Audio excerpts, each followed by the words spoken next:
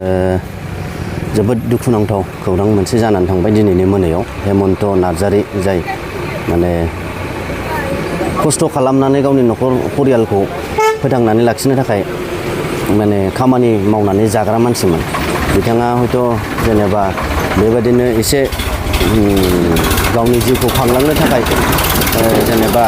गाज्रि खामानियावबो आगान होदोंमोन बे बुलि नङा जे जेनेबा दिनै फरेस्टनि मानसिया बेखौ गावथारनानै बिनि जिउखौ फोजोबनांगौ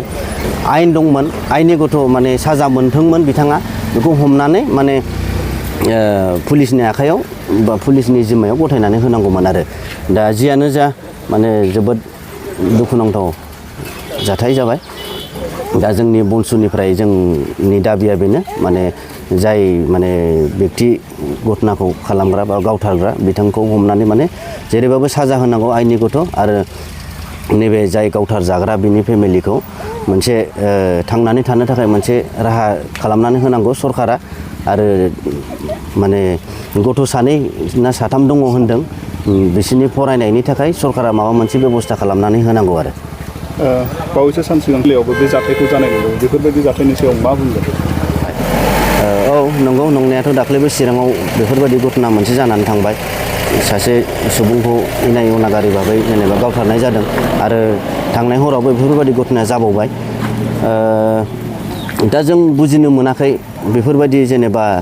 मानो घटनाफ्रा गाज्रि घटनाफ्रा जाबाय थादों सान्ति सुक्ति जाखांनायनि उनावबो मानो बेफोरबायदि जाबाय थादों निस्सय बेयाव माबा मोनसे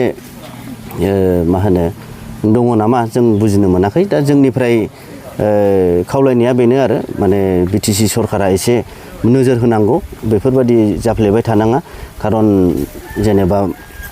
गोदोनि समाव खोलोब खोलोब आन्दलन थांबाय बर'आ गुबुननि आखायावबो गोबां माने जिउ गोमानो गोनां जाबाय दा सान्ति सुक्ति जानायनि उनाव बा थार्ड मोनसे एकर्ड जाखांनायनि उनावबो बर'आ जेनेबा बेबायदि जिउ गोमाबावनांगौ जायोब्लाथ' आरो बेनिफ्राय गाज्रिसिन बाथ्रा आरो मा जाबावनो जाथायाथ' जालांबाय उन्दै उन्दै हिनजावसा सानै गथ'सा जालांबाय आरो हिनजाव थालांबाय रावबो गुबुन खामानि मावग्रा मानसि गैला दा न'खरखौ फोथांनायाव बा फरायहोनायाव इयुन जिउखौ दैदेननायाव मा खावलायगोन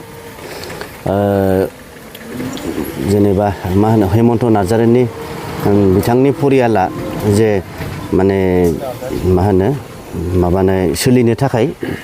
माने सरकारनिफ्राय मोनसे बेबस्था खालामनानै होनांगौ जोंनि बनसुनिफ्राय मोनसे बेनो दाबिया जेनेबा हेमन्त नार्जारीनि जे थालांनाय गथ'फोर बे गथ'साफोरनि फरायनायनि थाखाय सरकारा दायथ' लानांगौ जेसेबांसिमखि फरायनो हाया BA MA माने फरायनाय जोबजासिम दायथ' लानांगौ होननानै जोंनिफ्राय माने दाबि आरो